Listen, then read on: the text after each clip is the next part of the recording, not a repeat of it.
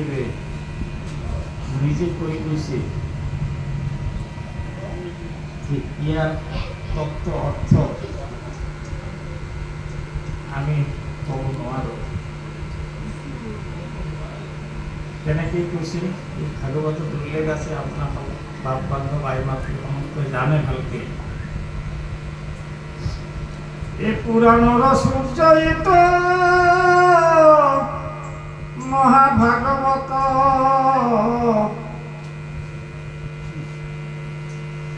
বেশ মহামুনি আর কহিসা মত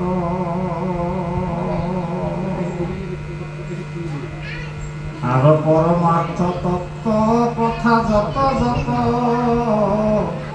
মই মাত্র জানো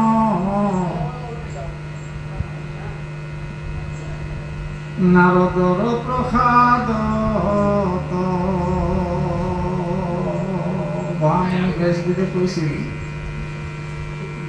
যে এই ভাগৱত পুৰাণৰ সূৰ্য 18খন পুৰাণৰ ভিতৰত এই সূৰ্য শাস্ত্ৰ মহাভাগৱত আৰ এই মহাভাগৱতৰ যে পৰমাৰ্থ তত্ত্ব কথা এইটো মইহে জানো। কেনেকে জানিলো? মহামুনি দেৱশ্ৰী নাৰদৰ কৃপাত জানিছো। নাৰদে আমাক কৈছিল, গতিকে মই নাৰদৰ কৃপাতহে এই ভাগৱতৰ তত্ত্ব জানিছো। আৰু কোনে জানে বুলি কৈছে? মত হন্তে মহামুনি সুকে জানিলন্ত বিদুৰে বাইহা জানন্ত কি নজানন্ত। মোৰ পৰা এই ভাগৱতৰ তত্ত্ব কোনে জানিছে? মহামুনি সুকে জানিছিল। মই জানো নাৰদৰ কৃপাত, আৰু মোৰ পৰা জানিছে সুকে। বিদুৰে কি জানে কি না জানে তাকে সঠিক কৰে কব নোৱাৰো। বিদুৰে বে ইহাপ জানন্ত কি নজানন্ত। তেনেহলে এই ভাগৱতৰ তত্ত্ব কিমান গভীৰ, কিমান ৰহস্যপূৰ্ণ, ইয়াক সহজে এই কথাটোৰ পৰা আমি বুজিব পাৰোঁ যে ভাগৱতৰ কথা, ভাগৱতৰ তত্ত্ব ইমান সহজ খাদ্য নহয়। আৰু কৈছে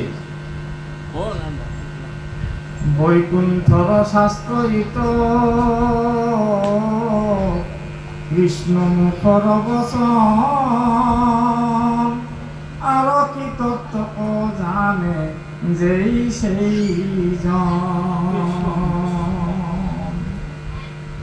বৈকুণ্ঠর শাস্ত্র কৃষ্ণ মুখর বচন, ভগবন্ত কৃষ্ণ মুখর বাণী, যি ভগবন্ত নারায়ণে 4 শ্লোকত এই তত্ত্ব ব্রহ্মাক দিছিল। সেই 4 শ্লোকৰ পৰাই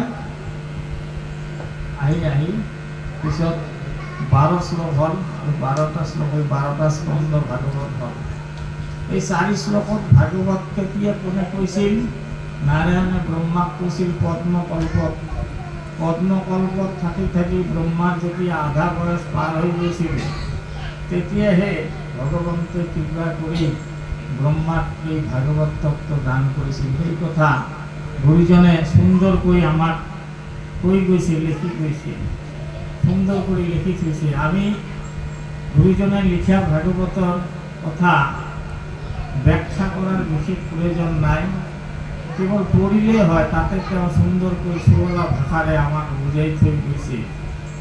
শুনিয়ক সৰ্বজন কৃষ্ণ তেওঁৰ প্ৰিয়া মন মহাভাগৱত কথা সাৰ। ইছে পুরাণর সূর্য ভকতির প্রকাশক সমস্ত বেদর সার শুনায় আর তত্ত্ব ভেদ কল্পতরু হইলা বেদ তার ফল মহাভাগবত নাহি তার সিটা সাল নাচিলে তো এত কাল স্বর্গমত্ত পাতাল মধ্যত স্বর্গমত্ত পাতালত এই ভাগবত নাচিল সাধকই অমৃতময় কেবলে আনন্দ রস পূর্বতে আসিলা বৈকুণ্ঠ কৃষ্ণর কৃপাত যাবে অর্ধেক বয়স হইলে পাইলা ব্রহ্মা পদম কল্প। তেনেকে সুন্দর ভাষাৰে লিখিছে গুৰুজনে, আৰু কিবা ভাঙি বুজাব লাগে নেকি? পাইলা ব্ৰহ্মা পদম কল্প, পদ্ম কল্পত ব্ৰহ্মায় লাভ কৰিলে এই ভাগৱত। সুবোধ রচিত বাংলা ভাগবতম লিখিছে, এ পদ্ম কল্পে পদ্মাসনে হেরিয়া ব্রহ্মারে যে তত্ত্ব জ্ঞান মই কহিলু তাহারে মহিমা বঞ্জক সেই পর তত্ত্ব জ্ঞান ভাগবত বলি তারে জানে গে নিজ। পদ্মকল্পত ব্রহ্মাক চাই নারায়ণে কি তত্ত্ব জ্ঞান দিছিল তাকে ভাগবত কি তত্ত্ব জ্ঞান দিছিল এই ৪ শ্লোকত ভাগবত কৈছে, এই ভাগবত কৈছে। সেইকাৰণে কোৱা হৈছে পদ্মকল্পত ব্ৰহ্মাই নাৰায়ণৰ পৰা এই তত্ত্ব লাভ কৰিছে। সেইকাৰণে কৃষ্ণ মুখৰ বচন, ভগৱন্ত নাৰায়ণৰ মুখৰ বচন, আৰু কি তত্ত্ব জানে যেই সেই জন। যেতিয়া ভাষ্য চাই আৰু বুদ্ধিৰ প্ৰভাৱে কেহ জনে আৰু তত্ত্ব অৰ্থ নাপায়। কোনোবাই যদি ভাবে তেতিয়া ভাষ্য চাই বুদ্ধিৰ প্ৰভাৱে মানে জ্ঞানৰ প্ৰভাৱে যে মই বহুত জ্ঞানী, মই বহুত লিখা পঢ়া কৰিছোঁ, বহুত অধ্যয়ন কৰিছোঁ, বহুত ভাষা শিকিছোঁ, গতিকে মই ভাগৱতৰ তত্ত্ব জানো, মই পঢ়িছোঁ, মই বাংলাত পঢ়িছোঁ, হিন্দীত পঢ়িছোঁ, ইংৰাজীত পঢ়িছোঁ, মই সংস্কৃতত পঢ়িছোঁ, মই মালয়ালম ভাষাত পঢ়িছোঁ, বিভিন্ন ভাষাত পঢ়ি পঢ়ি মই বিভিন্ন ভাষ্যকাৰৰ ভাগৱত পঢ়ি পঢ়ি মই বহুত জানিছোঁ, গতিকে মই তত্ত্ব জানো। এই বুলি যদি কোনোবাই গৰ্ব কৰে তাৰো গৰ্ব মিছা বুলি কৈ দিছে বেজদেৱে। বেজদেৱে কৈছে টিকা ভাষ্য চাই আৰু বুদ্ধিৰ প্ৰভাৱে কেহ জনে আৰু তত্ত্ব অৰ্থ নাপায়। তেনেহলে কোনে পাব? তেনেহলে আমি ভাবিব পাৰোঁ, তেনেহলে আমি এই ভাগৱত শুনি কি লাভ হ'ব? ভাগৱত পঢ়ি আমাৰ লাভ কি হ'ব? যদি ইয়াৰ তত্ত্বই বুজি নাপাওঁ লাভ নাই। তাৰ সমাধান দি কৈছে এই ভাগৱতত, শুদ্ধ ভাৱে লইলে যিটো কৃষ্ণ চৰণ ভকতিৰ প্ৰসাদে নিৰ্মল হয়ে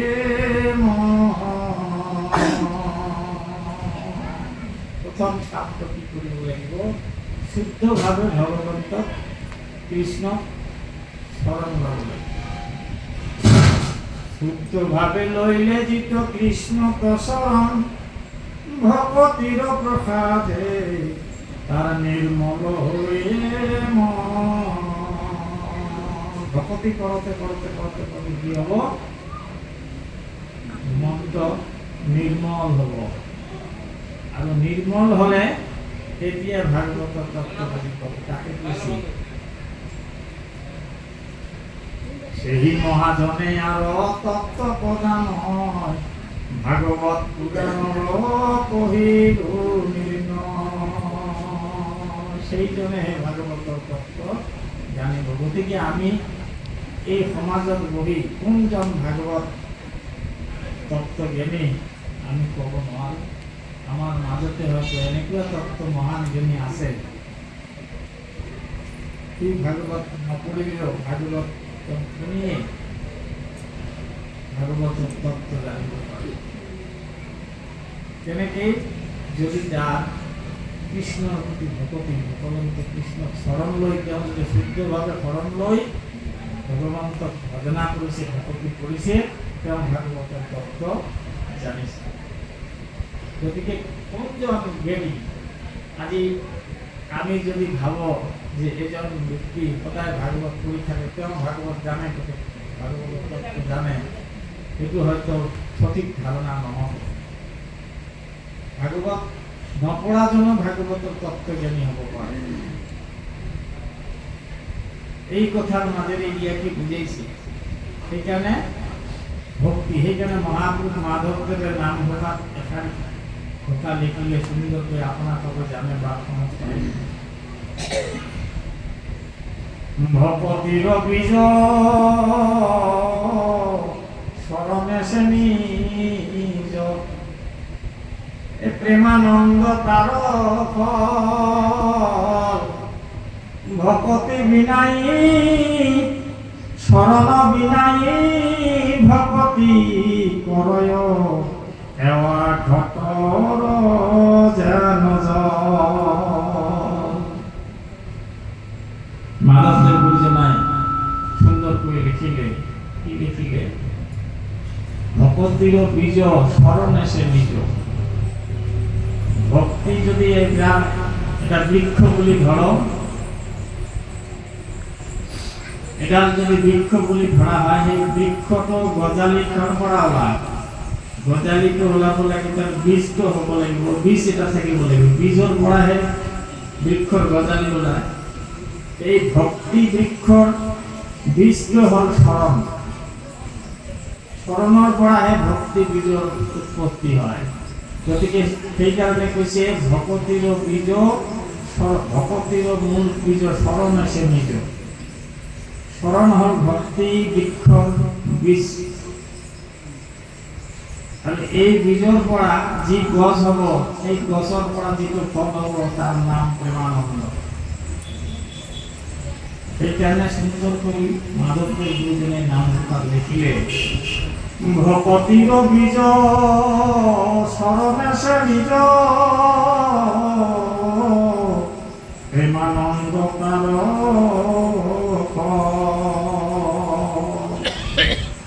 শরণ বিনাই ভকতি করয়, এওয়া ঘটর যেন। এওয়া ঘট মানে বুঝি পায় যে মাটির যে ঘটিবিলাক বনায়, তোমারে ঘটিটো পোড়ার আগত যাতে কেঁচাই থাকে, কেঁচাই থকা ঘটিটো কোৱা হয় এওয়া ঘট। কেঁচাই থাকিলে তাত পানী থাকিব নেকি? নাথাকে, সৰকি যাব, পুৰিব লাগিব। ঠিক এৱা ঘটত যেনেকৈ পানী নাথাকে, স্মৰণ নোহোৱাকৈ ভক্তি কৰিলেও তাৰ দ্বাৰা কোনো ফল নহয়। এইকাৰণে ভগৱন্তক একান্তভাৱে স্মৰণ লৈ ভক্তি কৰিবলৈহে ভাগৱতৰ তত্ত্ব জানিব পাৰিব। এতিয়া এটা প্ৰশ্ন হৈছে ইয়াত যে শুদ্ধভাৱে ভক্তি আমি কেনেকৈ কৰিম? কৈছে সুন্দৰ কৰে কৈছে, শুদ্ধ ভাবে লইলে যিটো কৃষ্ণ শৰণ, ভকতিৰ প্ৰসাদে নিৰ্মল হয়ে মন। সকল শুদ্ধ ভাব কেনেকুৱা? আমি যে শরণ লৈছো, শরণটো আকৌ শুদ্ধ হব লাগিব, অশুদ্ধ আছে শরণ। শরণ এটা আছে লৌকিক শরণ, দেখা দেখি শরণ করা। শুদ্ধভাবে শরণ কেনেকে লয়? শুদ্ধভাবে শরণ লব লাগিব। শুদ্ধভাবে শরণ লোৱাৰ কথাটো ব্ৰহ্মাৰ সবতে দিনাখন নাৰদে বহি আছিল, শুনিছে কৃষ্ণ কথা, হৰি কথা, শুনি সব প্ৰশ্ন কৰিলে নাৰদে। কৃষ্ণ কথা যেতিয়া সামৰণি কৰিল, যেনেকৈ ভাগৱত কথা আলোচনাৰ শেষত প্ৰশ্ন কৰে, ঠিক তেনেকৈ দেৱশ্ৰী নাৰদেও ব্ৰহ্মাক প্ৰশ্ন কৰিলে, কৃষ্ণ কথা শুনি আনন্দিত মই, কিঞ্চিত শঙ্কিত মনে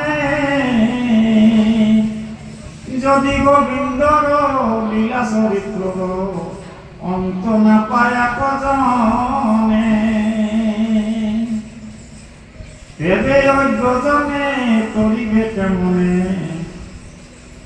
সংসার নিকার দুঃখ হরি হরি বিধি নহইলে প্রসিদ্ধি পাত কি রইবার। ব্রহ্মার সভা কৃষ্ণ কথা শুনে শুনে দেবশ্রী নারদে খুব আনন্দ পাইছে। আনন্দ পাইলেও একত্রই একটা সংশয় হয়, কিঞ্চিত সংকিত মনে।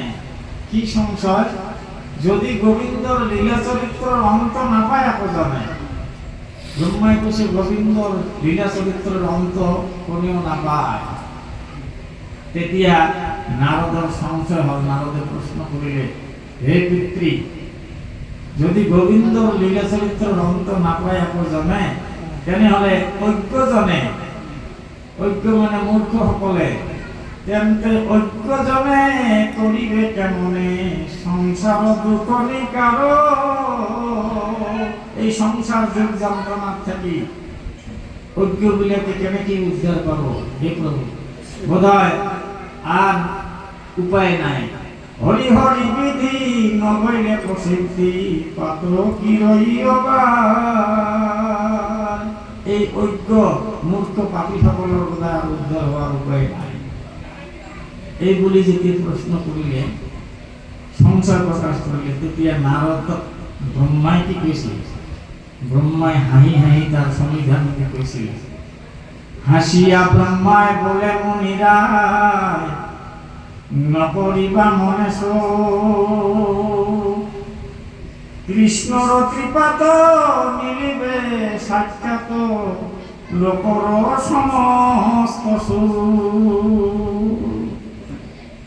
হাসি হাসি ব্রহ্মা কৈছে, হে মুনিরায়, হে দেবর্ষি, শোক নকরিবা, দুঃখ নকরিবা। কৃষ্ণর কৃপা হলে সমস্ত লোকরে সুখ হব। কৃষ্ণ কৃপা কেনেকে হব এইবার কৈছে সৃষ্টিকর্তা ব্রহ্মায় কৈছে। কেনেকে কৈছে শুনি। কপট এরিয়া সাধু সঙ্গ লইয়া সাবধান করিব। কপট এরিয়া, প্রথম 1 নম্বর কপটতা ত্যাগ করিব লাগিব। এই যে শুদ্ধ ভাবে কেনেকে স্মরণ লয় তাকে কৈছে ইয়াত। কপট এরিয়া সাধু সঙ্গ লইয়া সাবধান করিব। 3টে কথা ইয়াত দিছে। 1 নম্বর কপটতা ত্যাগ করিব লাগিব, 2 নম্বর সাধু সঙ্গ লব লাগিব, 3 নম্বর মনক সাবধান করিব লাগিব। 4 নম্বর এটা কথা কৈছে, আমদে বসাই জিত নর নারী কৃষ্ণ তল শরণ। এই 4টে কন্ডিশন। কি কি?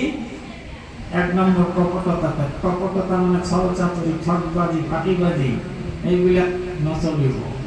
ভগবন্তক ফাঁকি দিয়া সম্ভৱ নহয়। 14 সাক্ষীক ভাঙ্গিব কেন মতে? নামঘোষাত মাধৱদেৱ গুৰুজনে লিখিলে, তুমি মোক ভাঙ্গা, মই তোমাক ভাঙ্গ, মই তোমাক ঠক, তুমি মোক ঠকা। 14 সাক্ষীক ভাঙ্গিব কেন মতে? গতিকে ফাঁকি দিব নোৱাৰো। এই ছলচাতুৰি কৰা, ঠকবাজি কৰা, ফাঁকি দিয়া, এইবিলাক পৰিত্যাগ কৰিব লাগিব। এই কপটতা ত্যাগ, এইকে কপটতা বুলি কয়। ভেষ ধৰি ফুৰিলেও নহব, সাধুৰ ভেষ ধৰি ফুৰিলেও নহব। সাধু নিজে হ'ব লাগিব, ভিতৰৰ পৰা সাধু হ'ব লাগিব। সাধুৰ ভেষ ল'লে নহব। আজি ইয়াত আহি ভাগৱত পাঠ কৰি সাধু দেখাই গ'লে নহব। ইয়াৰ পৰা গৈ হোটেলত গৈ যদি মাংস দি ভাত খায়, গাহৰিৰ মাংস দি খাই আছে, মদ খাই আছে, বোলে যিনকেইটাৰ ভকতে আৰু ক'ত দেখা পায় মোক, হয়নে? কপটতা। এই কপটতা থাকিলে নহব। তার কারণে ভাগবত সুন্দর করে আমার বই দিছে, কপট বৈষ্ণব কত আছে না নামত, রাত্রি দিনে পরে শোনে গীতা ভাগবত। রাত্রি দিনে গীতা ভাগবত পড়ে এনেকুৱা বৈষ্ণব আছে, আছে না? দিবসত ফুরে পূর্ণ ব্যাসয় অনুসরী, রাঙ্গা বস্ত্র পিণ্ডি দণ্ড কমণ্ডলু ধরি। কমণ্ডলু হাতত আছে, লাল হলদিয়া কালার ড্রেস পিন্ধি ঘুরি আছে, পূর্ণধারী বেশ আছে। হ্যাঁ,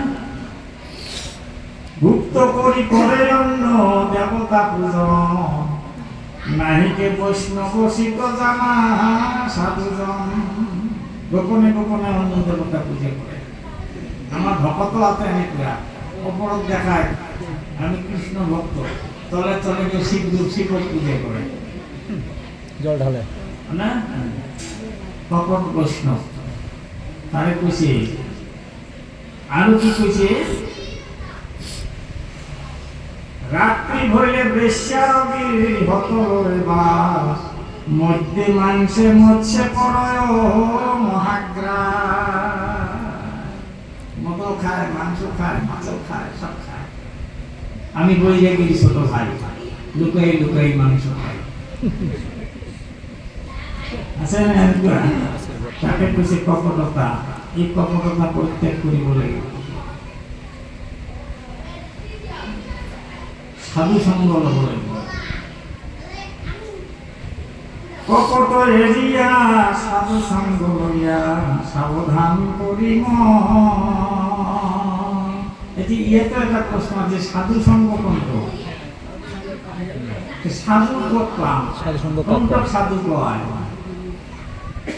গীতা ভগবান কৃষ্ণ অর্জুনের আগত কইছে, অপিচেত সুদুরাচার ভজতে মামনন্য ভাগ, অপিচেত সুদুরাচার ভজতে মামনন্য ভাগ, সাধুরেশ সাধুরেব সমন্তব্য সন্মুখ ব্যবস্থিত এইসব। এজন দুরাচারী ব্যক্তি আচার নীতি সিমান এটা নামানে, কিন্তু তেওঁ যদি একমাত্র মুখ ভজনা করে, মুখ বাদে আর কাকো নভজে, সেই জনকে সাধু বলি জানিবা হে অর্জুন। সেইজন সাধু একমাত্র মুখ ভজনা করে, মুখ বাদে অন্য কাকো নভজে, তেনেকুৱা সাধু তুমি ধৰিবা। তেওঁ যিহেতু মুখ মাত্ৰ আশ্ৰয় কৰিছে, তেওঁ লাহে লাহে লাহে লাহে সব ঠিক হৈ যাব, তেওঁ সাধু। এই সাধুর লক্ষণ সম্পর্কে আরো সুন্দরকৈ গুরুজনে লিখিছে। ভক্ত উদ্ধবের আগত ভগবান কৃষ্ণ কইছে, বলন্ত মাধবে শুনিয় উদ্ধব, সাধুর লক্ষণ প্রাণী সকলর দুঃখ সহিবার, নপারায় সাধু জন। এক নম্বর লক্ষণ, প্রাণীর দুঃখ দেখিব নোৱাৰে। যিজন সাধু ব্যক্তি তো অন্য প্ৰাণীৰ দুঃখ সহিব নোৱাৰে। শক্তি অনুসারে শক্তি অনুরূপে পরয় সবার, উপকার সাধু নরে মহা ক্ষমাশীল মনোনিয়মিক, পশু আকাপন করে। এটু সাধুর লক্ষণ। মহা ক্ষমাশীল হয় সাধু, ক্ষমাশীল হয় সাধু, ক্ষম না থাকে, ক্ষমাশীল হয়। আর যিমানখিনি পারে মানুষ উপকার করে। শক্তি অনুরূপে পরয় স্বভাব, উপকার সাধু নরে মহা ক্ষমাশীল মনোনিয়মের, অসুরা কাপনা করে, হিংসা কাপনা করে। একরে প্রাণীর কোন প্রাণীর কি না করে, হিংসাও না করে। একরে প্রাণীর গ্রহণ করয়, সদায় কোমল চিত্ত নাহিকে বিকার নেরে সদাচার বিকারগ্রস্ত নহয় সদাচার ত্যাগ নকৰে কেতিয়াও নাহিকে বিকাৰ নেৰে সদাচাৰ সদাই নিৰ্মল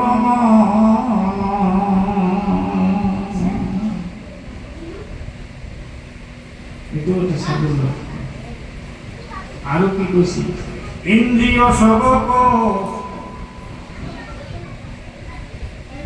ইন্দ্ৰিয়বিলাক কি আছে ইন্দ্ৰিয়বিলাকক দমন কৰে জিতেন্দ্ৰিয় হয়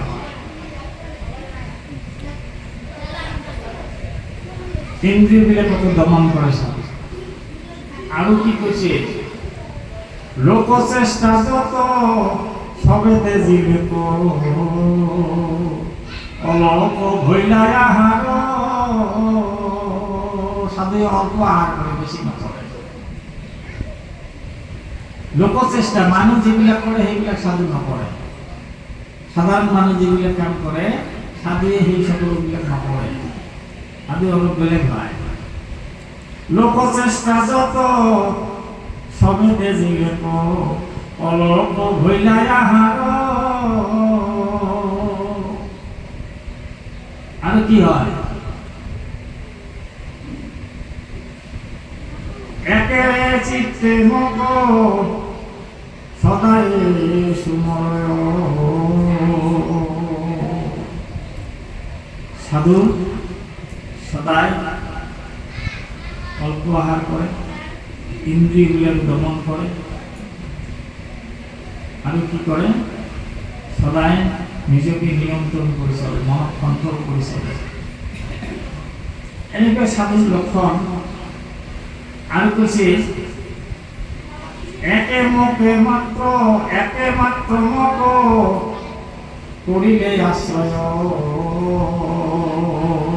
ভৈল অতি সাৱধান মান্য লভিবাক বাঞ্ছা নকৰন্ত আনক কৰন্ত নিজে মান সম্মান পাবৰ আশা নকৰে মান্য লভিবাক বাঞ্ছা নকৰন্ত আনক কৰন্ত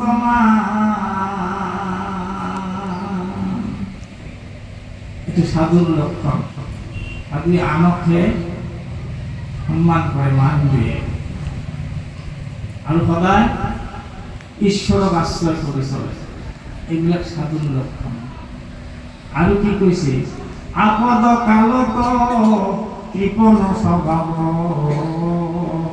নাহিকে সাধু সবৰ সংসাৰৰ ছয় উৰ্মিক জিনিল শোক মোহ নিৰন্তৰ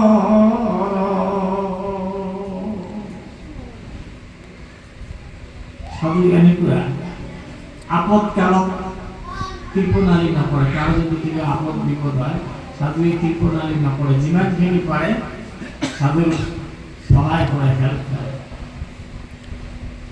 সহায় কৰি যাব মানুহৰ উপকাৰ কৰি যাব আপদকালত আৰু কি কৰে সাধুৱে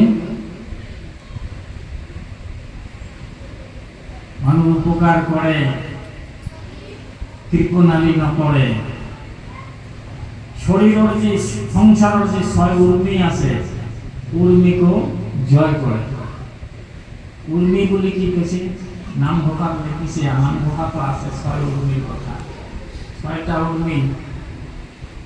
উৰ্মি হ'ল শোক মোহ তৃষ্ণা ক্ষুধা আমাৰ ভোগ লাগে এইটো হ'ল এটা উৰ্মি পিয়া লাগে পানী খাব মন যায় এইটো এটা উৰ্মি শোক দুঃখ হয় এইটো এটা উৰ্মি মোহ এটা উৰ্মি বেমাৰ এটা উৰ্মি মৃত্যু এটা উৰ্মি এই ছয়টাক কয় উৰ্মি এই ছয়টাক কয় ছয় উৰ্মি এই সংসারের ছয় উর্মিক জয় করেছে দুজন, কেন সাধু, কেন মৃত্যু ভয় না করে, বেমারের কারণে চিন্তা না করে। এই বইগুলা শরীর তাকে কইছে সংসারের ছয় উর্মিক জীবিত সকমহ নিরন্তর, ক্ষুধা তৃষ্ণা সকমহ জড়া মৃত্যু, এই ছয়টা উর্মিগুলি কোয়া হয়। পরম সহনশীল সাধু সম জ্ঞানবন্ত আতিশয় মহাকারণিক বস্তু লোভয়েরি করুণায় প্রবত মহাজ্ঞানশীল হয় সাধু সকল, মহাজ্ঞানশীল। এখানে খুশি পরম সহনশীল সাধু সকল, সহনশীল পরম সহনশীল সাধু সকল জ্ঞানবন্ত আতিশয় মহাকারণিক বস্তু লোভয়েরি, কারো বস্তুর প্রতি কোনো লোভ না থাকে সাধু করুণায় প্রবত ইয়াকে বলে সাধু। এনেকুলা সাধুর সঙ্গ ধরিব খুশি, কপট এরিয়া সাধু সঙ্গ লইয়া। নিশ্চয় বাপ প্রভু সকল আই মাতৃ সকল বুঝি পাইছে সাধুগণ, এনেকুলা সাধুর সঙ্গ লব তাকে খুশি। সাধুর সঙ্গ লইয়া সাবধান করি এবার মনক সাবধান করে দিচ্ছি।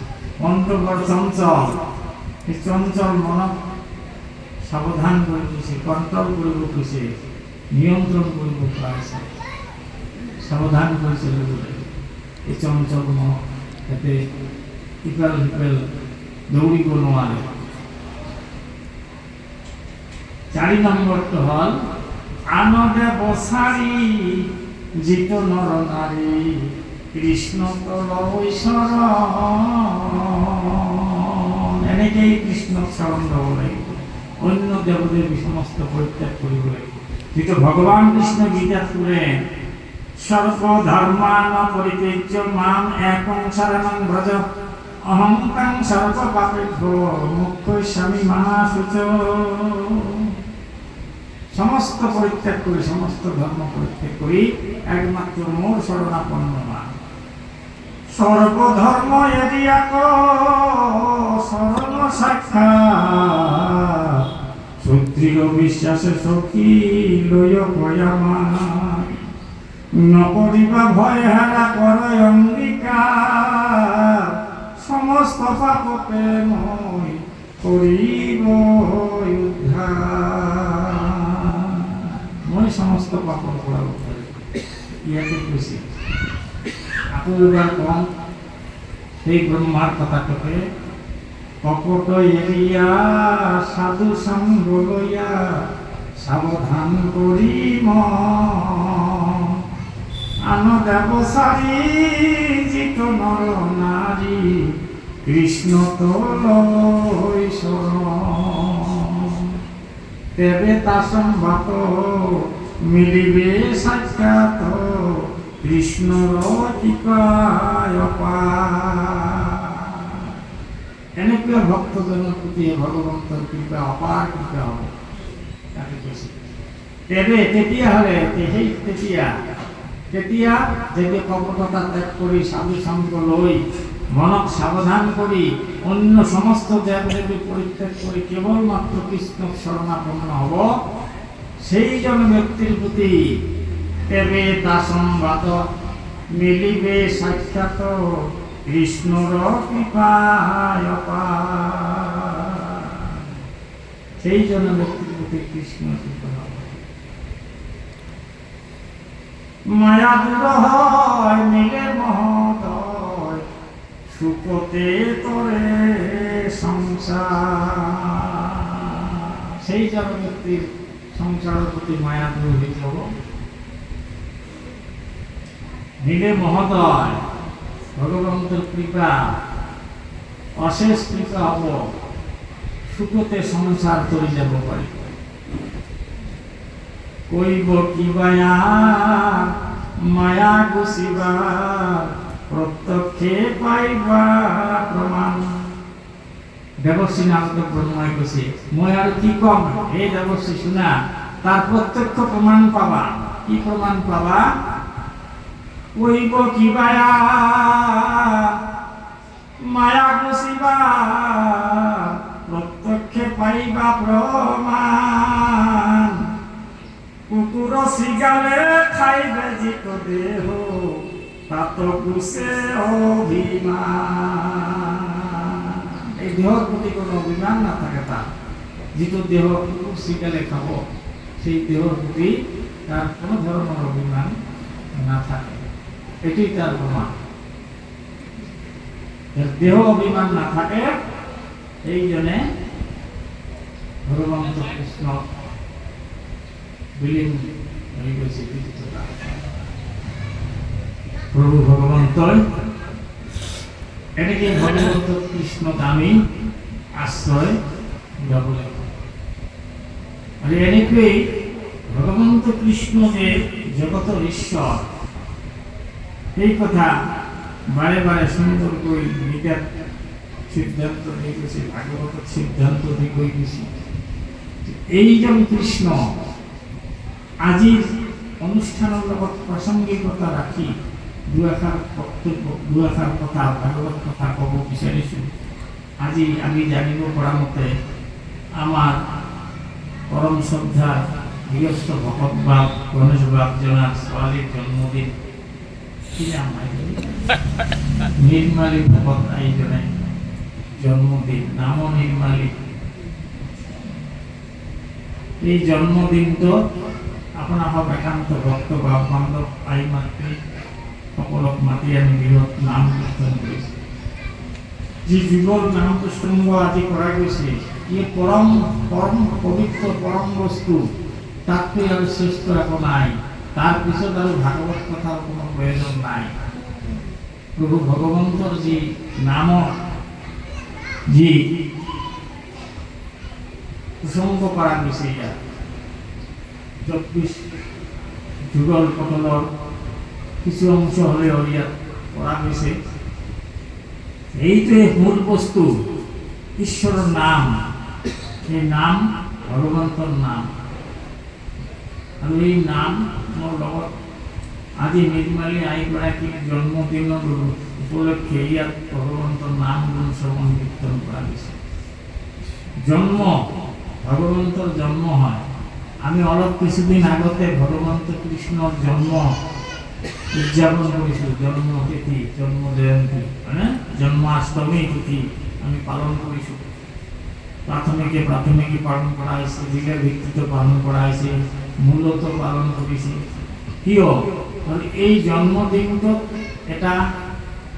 এটা বিষয় আমাৰ সংলগ্ন কৰা আছে সেইটো হৈছে শিশু কল্যাণ দিৱস এই শিশুসকলৰ কল্যাণৰ কাৰণে শিশু কল্যাণ দিৱস নামকৰণ কৰা হৈছে কাৰণ শিশুসকলৰ কল্যাণ হ'ব তেতিয়া যেতিয়া প্ৰতিজন শিশুক আমি কৃষ্ণৰ দৰে গঢ়ি তুলিব পাৰিম কৃষ্ণৰ নিচিনাকৈ গঢ়ি তুলিব পাৰিম তেতিয়া হ'ব আমাৰ কৃষ্ণৰ জন্মাষ্টমী জন্মতিথি উদযাপন কৰা সাৰ্থকতা সেই প্ৰতিজন শিশু এই ল'ৰাই হওক ছোৱালীয়ে হওক কৃষ্ণৰ চৰিত্ৰ কৃষ্ণৰ আদৰ্শেৰে গঢ়ি তোলাটোৱে হ'ল আমাৰ মুখ্য উদ্দেশ্য সেইকাৰণে মই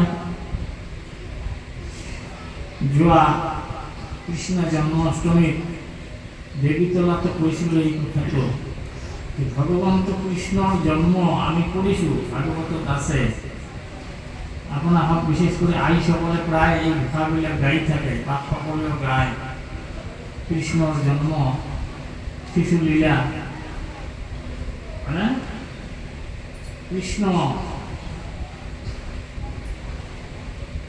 কৃষ্ণ রূপে দৈবকৃত হইলায় অবতার শঙ্খ চক্র গদা পদ্ম করত তোমার এই যে কৃষ্ণ শিশুলীলার যেটা ঢোকা, ঢোকার প্রথমতে আরম্ভ করিয়ে এই পথ করবায় মানে কৃষ্ণ রূপে দৈবকৃত হইল অবতার, শঙ্খ চক্র গদা পদ্ম করত, চারি হাত চারিটা অস্ত্র ধরি কৃষ্ণ। এই কৃষ্ণ জন্মবোধ হল, জন্ম হল কারাগার, কারাগারের জন্ম হল মানে জেলখানার জন্ম হল, হয় না নয়? আজির জেলখানা কারাগার বলেছে, এটিও কারাগার বলে কয়। এই বন্দি সেবক কেনেকুৱা অৱস্থা, পিতৃমাতৃ বান্ধি থোৱা অৱস্থা, লোহাৰ শিকলেৰে বান্ধি থৈছিল, তেনেকুৱা অৱস্থাত কৃষ্ণৰ জন্ম। এনেকুৱা দুৰ্ভাগ্য কাৰো আছে নেকি? কোন দুৰ্ভাগা শিশু আছে, কাৰ সন্তান এনেকুৱা জন্ম হৈছে জেলখানাৰ ভিতৰত? তাৰমানে খুব কষ্টৰ মাজত ভগৱন্তৰ জন্ম। ইয়াৰ তাৎপৰ্যটা এইটো যে আমি যিকোনো সফলতা অৱলম্বন কৰিব গ'লে, সফলতা পাব হ'লে, ভাল এটা ফল পাবলৈ গ'লে তাৰ কাৰণে আমি যথেষ্ট কষ্ট কৰিব লাগিব। কষ্ট কৰিলেহে তাৰ পৰা আমি ভাল এটা ফল পাব পাৰি। যাৰ কাৰণে আমাৰ দেশী ভাষাত এটা কথা কয় যে কষ্ট কৰিলে কেষ্ট মেলে, কষ্ট কৰিলে কেষ্ট মেলে। কেষ্ট মানে কৃষ্ণ, কৃষ্ণ পাবলৈ হলে কষ্ট কৰিব লাগিব। কথাটো এনে কোৱা নাই, কষ্টৰ মাজত ভগৱন্তৰ আবিৰ্ভাৱ। সেই ভগৱন্ত কৃষ্ণ এনেকুৱা জন্মৰ পিছত কি হ'ল, পিতৃ মাতৃৰ লগতো থাকিব নোৱাৰিলে। তেওঁক আনি